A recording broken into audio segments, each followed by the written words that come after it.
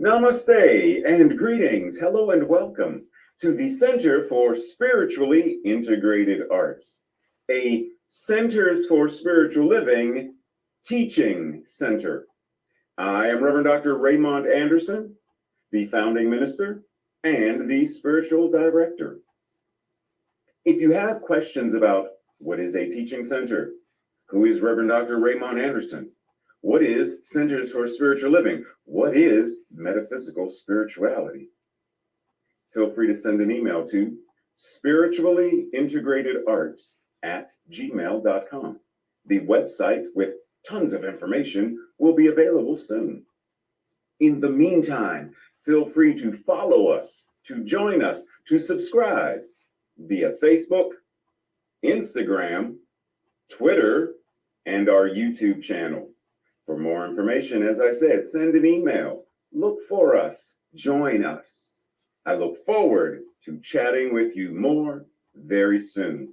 Much love, appreciation, and all of that. Blessings.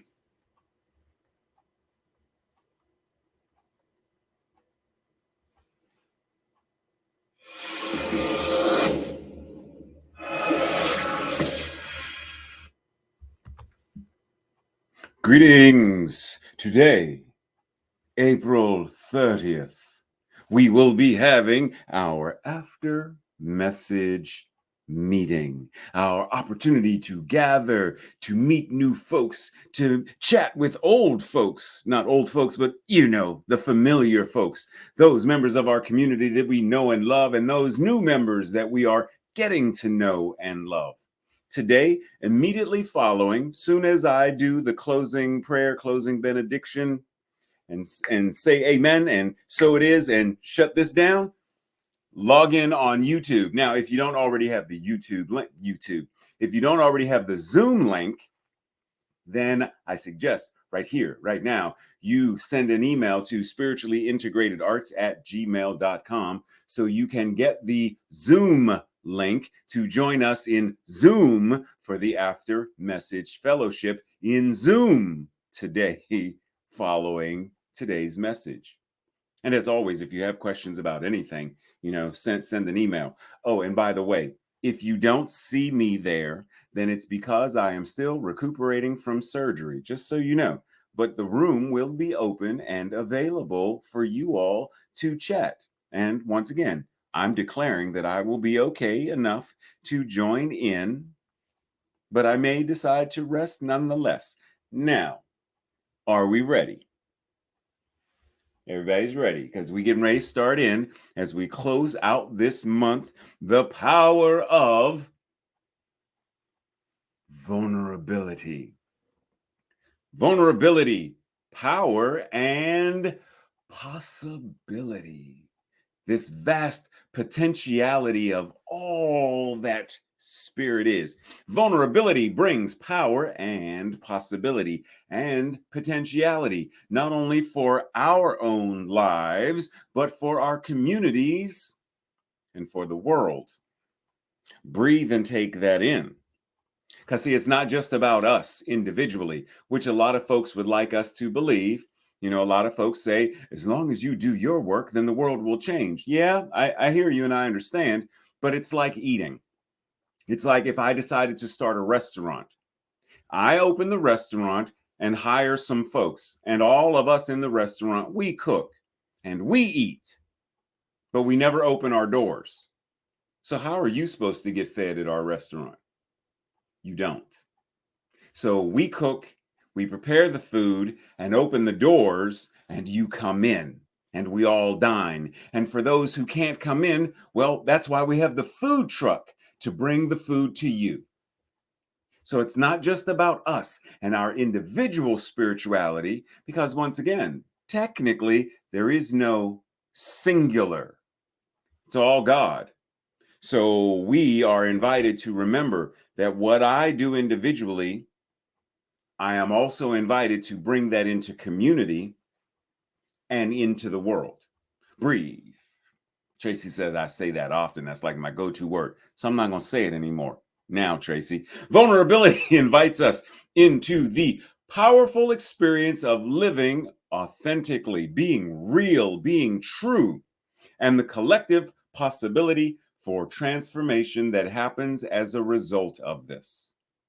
Embracing and not avoiding vulnerability, but embracing vulnerability becomes this catalyst for connection, this catalyst for expansion, this catalyst for evolution. It is through this that we begin to see the possibility and the infinite potentiality, life affirming possibility, and life affirming potentiality for a radical life affirming cultural shift globally.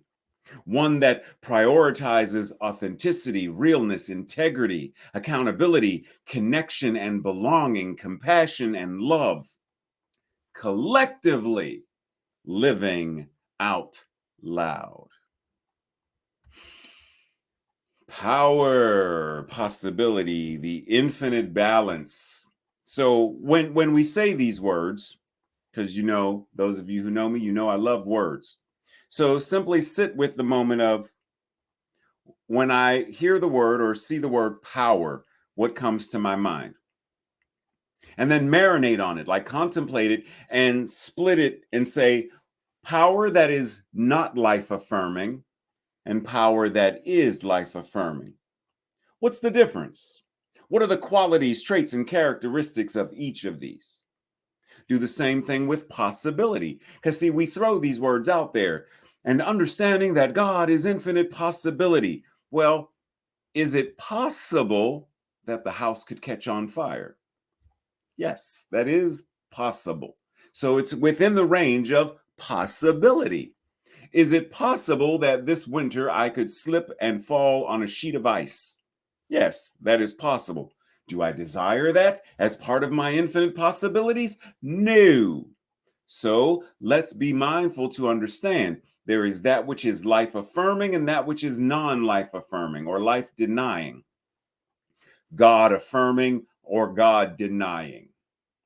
So when we talk about power, how do we step into more life affirming power? When we talk about possibility, how do we step into more life affirming possibility and life affirming potentiality? How do we get into balance and integrity with that energy and those concepts? Because if that's what we desire to do, then it's important that we understand what it is so that when we see the evidence, oh, that's power that is non life affirming, which shows up as fascism, which shows up as manipulation, which shows up as overt or covert narcissism. That's power that is being used and exerted in a non life affirming or life denying manner. But if I can't identify it, it's the same, if we were going to the zoo or we were going to the museum and I said, it's like a scavenger hunt. And I say, okay, here's your piece of paper. I need you to go through the museum and check off when you find the statue of David, when you find the painting by Michelangelo, when you find the by Da Vinci, when you find the by Monet, Picasso, Salvador Dali, like check, but you're like, I don't know what any of these look like, Ray. I've never heard of these. Then the piece of paper with the scavenger hunt list means absolutely nothing to you. But the moment I know what these are, I know what they look like. I'm able to find them. I'm able to check off. I'm able to access it. Same thing. If you can't identify what life affirming power, possibility, and potentiality are, how are you supposed to embody them? How are you supposed to live in alignment and live from the energy of those? How are you supposed to embody that? So that's our invitation. Anchor in. Dr. Holmes says everything in the universe is a unique individualization or expression of the one thing, which is the cause of all things. Everything in the universe is a unique individualization or expression of the one thing, which is the cause of all things. There's only God. Everything in the universe, God, is an individualized, unique individualization, expression of God. There's only God, the one thing, God. This must include you. If everything, are you in the universe? Are you part of the universe? Are you made up of the universe stuff? Like Carl Sagan says, we are made of star stuff. Does that include you? Well, then this one thing, God, this one thing, source, this one thing, spirit, must include you. You are it. It doesn't just reside in you, it is you. So that means there is no external it dictating or governing, guiding or moving you, because then it's an anthropomorphic deity, God, etc. And we in this movement do not believe in an anthropomorphic God, deity, or etc. So there is nothing outside of you guiding you. What is outside is also what is inside. What is outside, what is inside is all side. It is you. So there is no external God that is willing or wanting something of you or for you. Breathe. I said I wasn't going to say that again. Take a moment. Let that sink in. There's only God, and it is you. Your words are the words of the universe speaking. Your thoughts, God's thoughts. That which is guiding you is the divine that you are, not an external something looking over your shoulder, checking to see if you're naughty or nice, going left or going right, doing what it wants you to do. Because there is no that it wanted, that does not in this teaching, there isn't. Take a moment. Take two if you need. Dr. Holmes also goes on to say, we are to view ourselves each in the other, community, relationship, to see ourselves in the other, namaste, and to behold God in all. Are we able to recognize the divine in all people? Even those people we do not like, even those people who are labeled as enemies, even those people who would rather other us. Are we able to see God even in them? We don't have to like or condone what they may be doing, but are we able to see the divine that they are nonetheless? And if that's a challenge, then think of it cosmically, think of it biologically. Am I able to acknowledge or recognize this person as a carbon life form? Am I able to recognize this individual as a mammal? Am I able to recognize this human as being constructed of atoms and molecules and particles, etc.?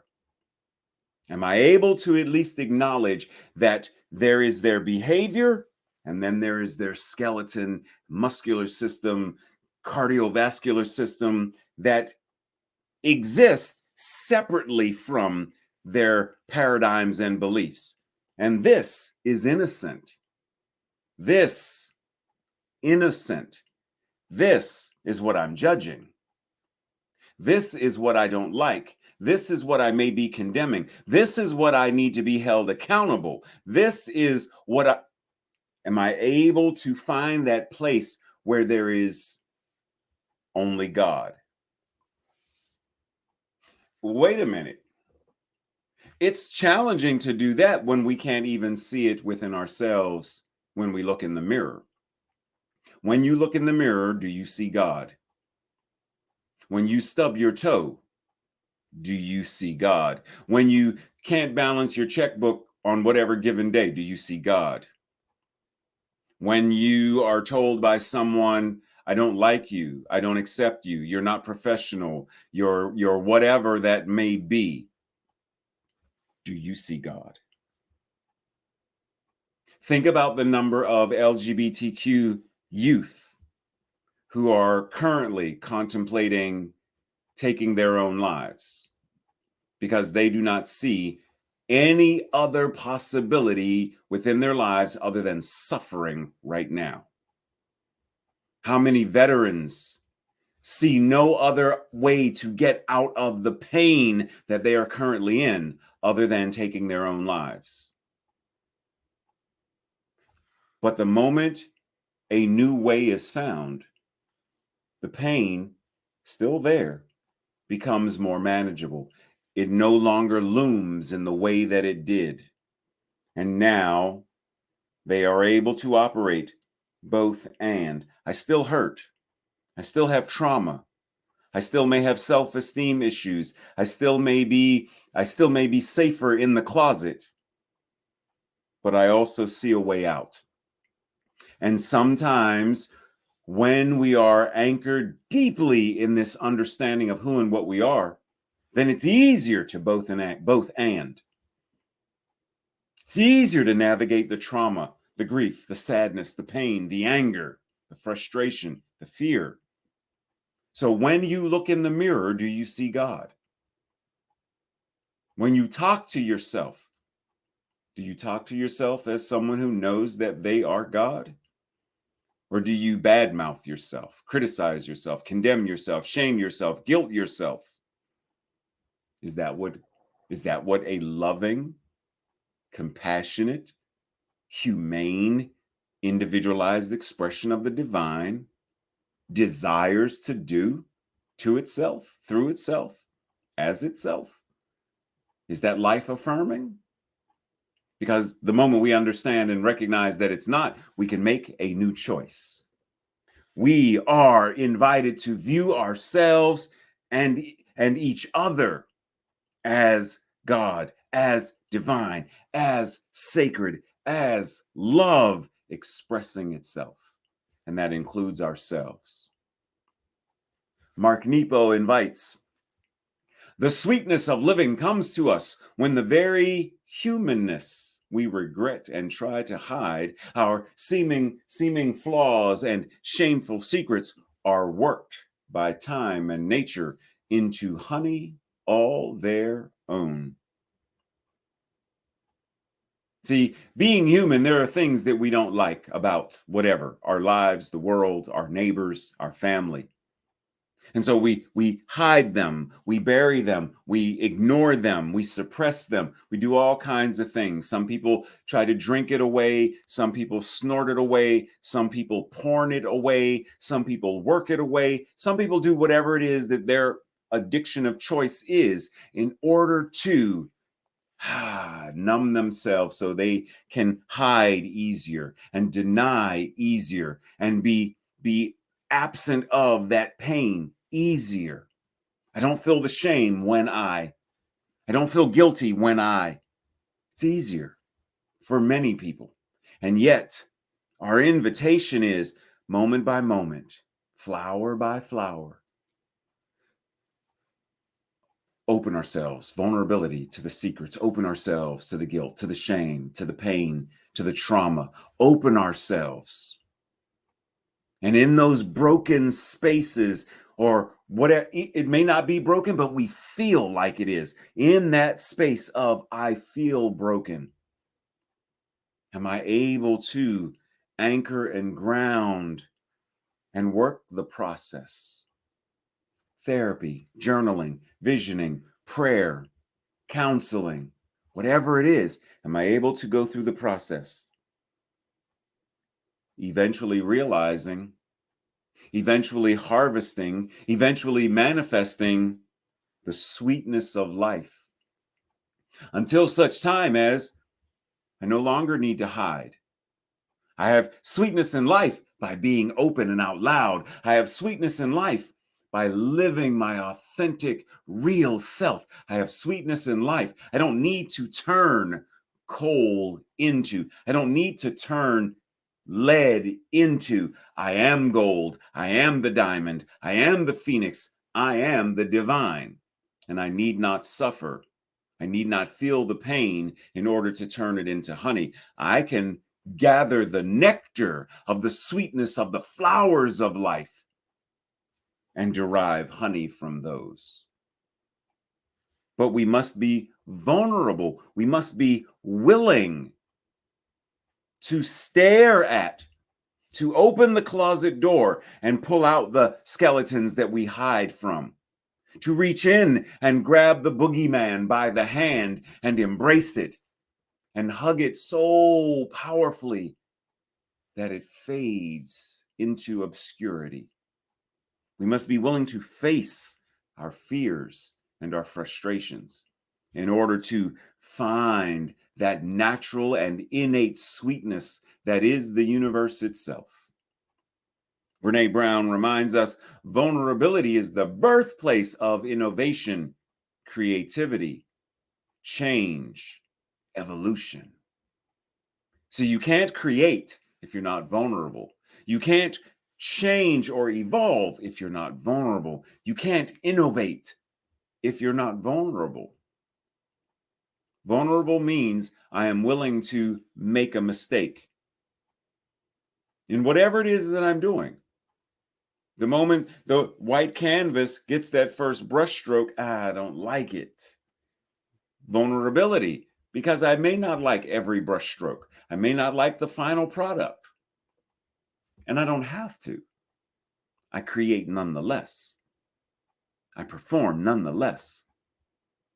Vulnerability is the birthplace of the very things we say we want: peace on earth, a world that works for all. Vulnerability is the birthplace of that.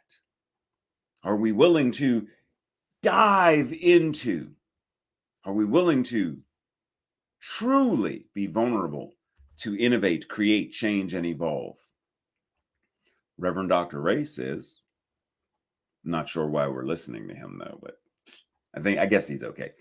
Reverend Dr. Ray says, until we are willing to truly address what needs addressed and to commit to truly building the structures and systems that support, nurture, and sustain a world that works for all, we will continue to struggle and suffer in systems of oppression, trauma, abuse, and war until we are willing to truly address what needs to address and commit to building the structures and the systems that support what we desire to experience.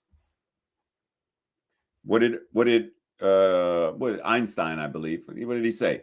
If you keep on doing what you're doing, expecting a different result, I call that insanity. If we don't change the current structures and systems which are creating and producing abuses, war, terrorism, hate crimes, sexism, homophobia, racism, etc., the systems that created that and the systems that maintain that, if we don't, vulnerability is the birthplace of innovation. If we do not innovate new systems, if we do not create new systems, if we do not change the old to new systems, if we do not evolve beyond the old to the new, then what the old is, we will continue to get. It's the way the law works. Change the consciousness, change the result. Change the cause, change the effect. What is the effect that we desire? Are we willing to truly address what needs for that to manifest? Therein lies the question. Pause and let that sink in.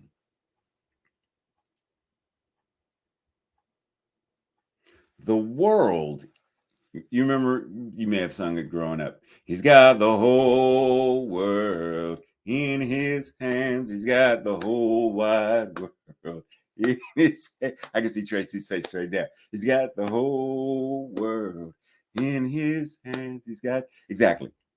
You have the whole world in your hands, in your heart, and in your mind. You've got the whole world in your heart, hands, and mind. You've got the whole world in your heart, hands, and mind. You have the whole world in your heart, hands, and mind. You have.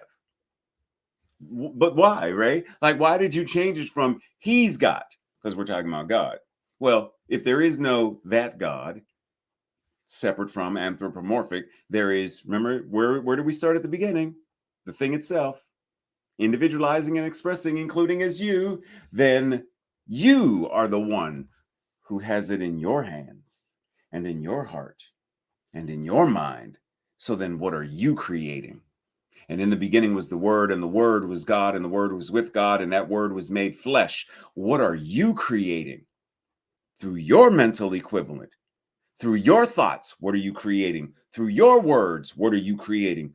Through your emotions and feelings, what are you creating? And through your actions in the world, what are you creating? Because you are here.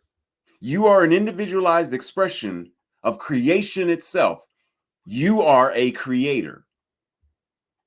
You are the creation, the creator, creating itself as you so that you can create. Linguistic stuff. You are the divine creating because you are the creative impulse of creation itself. Your thoughts create, your words create, your emotions and feelings create, your actions create. So what are you creating? Ask yourself, look around, ask others to answer. When you look at my life, if you're vulnerable and willing, when you look at my life, what is, from your perspective, what am I creating? We may not like the answer. Well, what I observe that you are creating is tension in your family. The manner in which you communicate with your children, it's not life affirming, it's not healthy. It's actually a form of bullying, is what I observe. Say what now? When you observe my life, what, from your perspective, am I creating? Well, the manner in which I observe that you spend money swiping your credit card and etc., mostly stuff that you really don't need, then you are living far beyond the means that you say you have. And then you turn right around and complain about, I'm so broke and I'm so poor, ain't got 2 pennies to my name. So I am observing that you are living out of integrity. What are you creating? A life in harmony, a life in integrity, or a life out of harmony and a life out of integrity? Are you creating more peace and harmony and love in the world or less? What are you creating? Let it sink in. Amy Poehler says, it is very hard to have ideas. It's very hard to put yourself out there. It's very hard to be vulnerable. But those people who do have ideas and put themselves out there and are vulnerable, they are the dreamers, the thinkers, the creators. They are the ones who have magic and put magic into the world, bring magic into places and spaces. They are the wizards, the mages. So, where are you in this? Are you willing to have ideas, even if it's hard? Are you willing to put yourself out there, even if it's hard? Are you willing to be vulnerable, even if it's hard, so that you allow yourself to be the dreamers, the thinkers, the creators, the visionaries who are bringing magic and power and love into the world to transform it and evolve it? Are you willing to be one of those folks? Because as Toni Morrison says, all paradises, all utopias, all worlds that work for all people are designed by people who are not there, by the people who are not allowed in. Let that really sink in. Because the people that we other, people of color, the people that we other, LGBTQ, the people that we other, whatever that, those people who are not allowed in, those people hold the design, the principles of equity, justice, diversity, and inclusion. They are the ones who are the dreamers, the thinkers, the creatives, the magicians, the imagineers, the visionaries, because they have been so oppressed and locked out, and yet they maintain. As one of the songs that was sung during the civil rights movement would say, and you've heard me reference it before, ain't gonna let nobody turn me round. That's them. I'm not going to let white supremacy turn me round. I'm not going to let race hatred turn me round. I'm not going to let sexism turn me round. I'm not going to let xenophobia turn me round. I'm not going to let that medical diagnosis turn me around. I'm not going to let anything turn me around. I understand who and what I am, and that vision of who and what I am the infinite incarnating itself in, through, and as me, and the dream that I have of a world that works for all. I know the blueprint. I hold the magic and the creative power to manifest this, and I will let nothing, no human being, no paradigm, no consciousness, no wall, no obstacle, no policies turn me around from the truth that I know. I am anchored in principle. I know who I am, I know what I am, and what is mine to do, and I am living it. Period. Full stop. Are you willing to step into that and not let anything, including your own self-doubt, not let anything, including guilt and shame, fear and worry, not let anything turn you around, but keeping your eyes on the prize, the beloved community. Keep your eyes on the prize, equity and justice for all. Keep your eyes on the prize, a world that truly works for all, where children are safe in school, a world that works for all, where everyone is fed and clothed, a world that works for all. Keep your eyes on the prize, the beloved community, equity and justice. Are you willing to be so steeped in principle to walk the walk that that is what is manifest for all?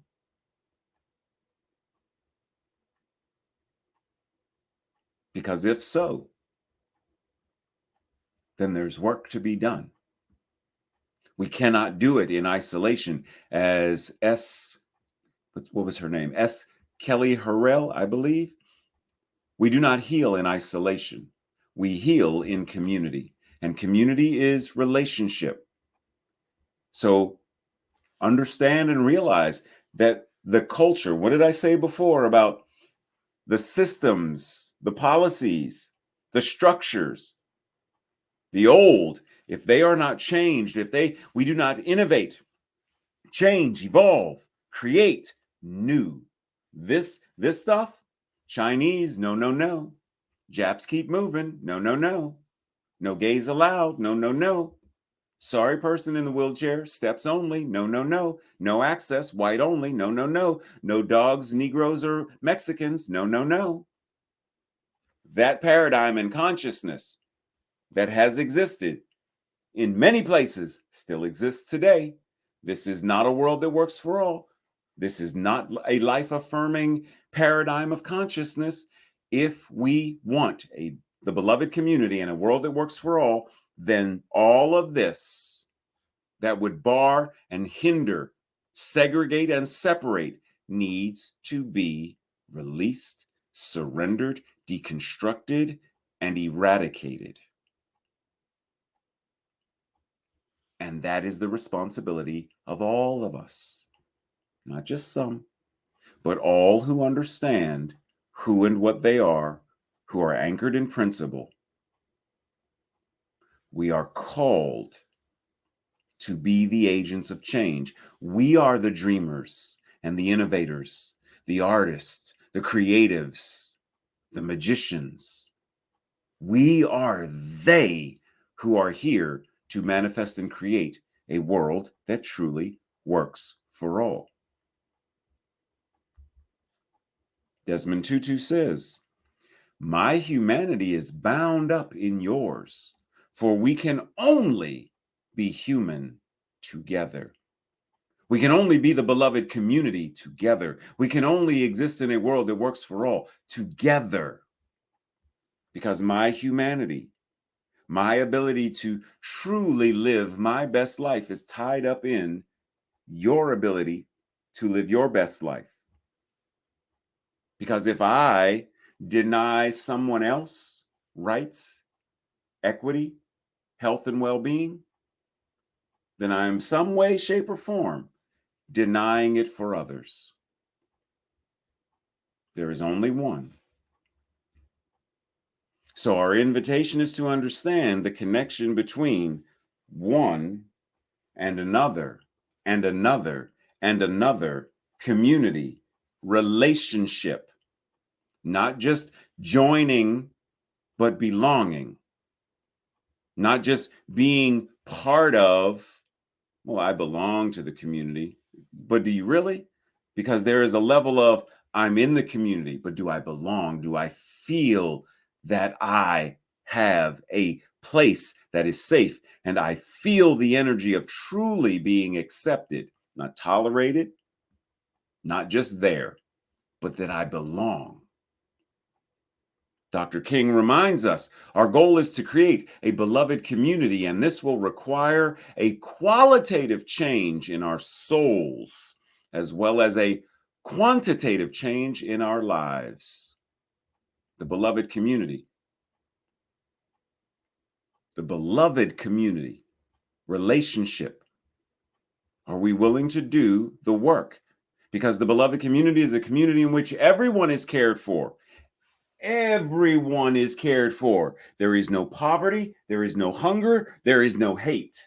There is no war. There is no famine. None of this stuff exists in the beloved community in a world that works for all. Now let's take that a step further, because for my remix, the beloved community that is absent of hate is present with love. Absent of hunger is present with food that is nutritional. It has nutritional value. Absent of poverty is present with enough wealth to live one's best life as they deserve to live it. Now, how do we get there, though?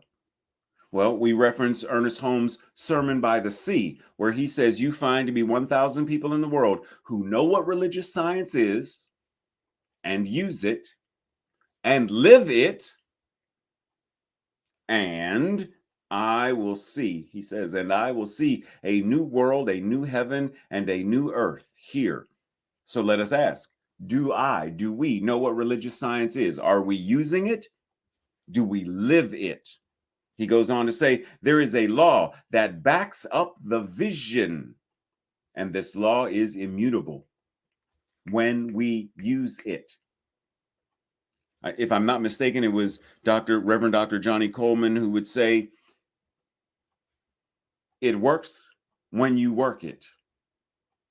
It works when you work it. What is religious science? Science of mind and spirit. Do you use it? Do you live it? Holmes goes on to say, demonstrating a dime is good if one needs it.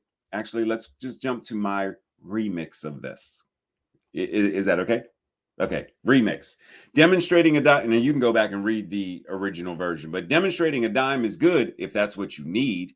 And healing oneself of a pain is certainly effective if you are in pain.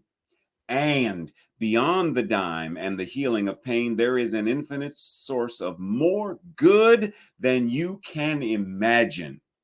That which is the Almighty, the isness and allness, is and has available to itself as you a veritable banquet hall of joys and wonders that are expressed from the consciousness of heaven, the infinite, yet to be manifest, yet to be experienced, created, made form. When we use the teaching, because we're always using it, when we use it effectively as excellent stewards, we manifest what we desire and what we deserve.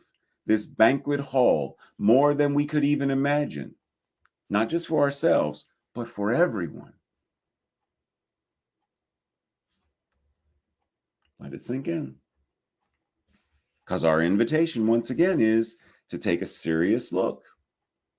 He goes on later in the sermon to say, how important is it that each one of us in our own way shall live, this is my addition, you'll see, to live from God to God, with God, in God, and as God, and to each other.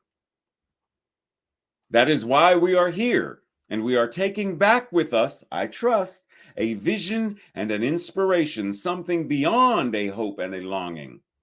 The living Spirit shall, through us, walk anew into its own creation, and a new glory will come, and a new glory, will walk anew into its own creation, and a new glory come with a new dawn. A world that works for all. When we work it, when we live it, when we live from God to God, with God, in God, as God, and with each other, in, as, through, with God. Know it, use it, be it, live it. Know it, use it, be it, live it. Know it, use it, be it, live it. Know it, use it, be it, live it. And that's how you manifest. Do you attend the Thursday night study group? If not, this is your invitation to do so. Email myself or Tracy so you can get the Zoom link, because these questions that are about to follow are the very questions that the Thursday night study group goes over in greater depth, so that, once again, what did we say earlier? You do not heal in isolation, but in community, in relationship. This is an opportunity to come together in community to support one another in the evolutionary process of understanding, of recognizing, of remembering, of embodying the truth of your being. Question number 1. What are some of the transformative effects of cultivating vulnerability within your own life, within your community? What are some of the transformative effects that happen when you cultivate vulnerability individually in your life and collectively in community? Two, what is one thing you can do this week? What is one thing you will do this week to foster a greater willingness to be powerful via vulnerability in your life? And lastly, what is one thing you can begin to do, say, or think differently that may create a wider space for vulnerability, for power, life affirming, possibility, life affirming, to live and grow and create your life as you desire? This week's affirmation declaration, I will say it first, and if it resonates with you and is true for you, say it with me the second time around. I step fully into the power and possibility that vulnerability offers me. Together, I step fully into the power and possibility that vulnerability offers me. I'm going to say it anyway. And breathe. And at this moment, we simply anchor in this practice we refer to as spiritual mind treatment, affirmative prayer, our closing benediction, understanding and recognizing that the truth of our being is God, the essence of our being, the divine, and all that is true about it is true about each and every one of us. So as we breathe, God breathes. As we think, God thinks. As we hug and smile and laugh, that too is God.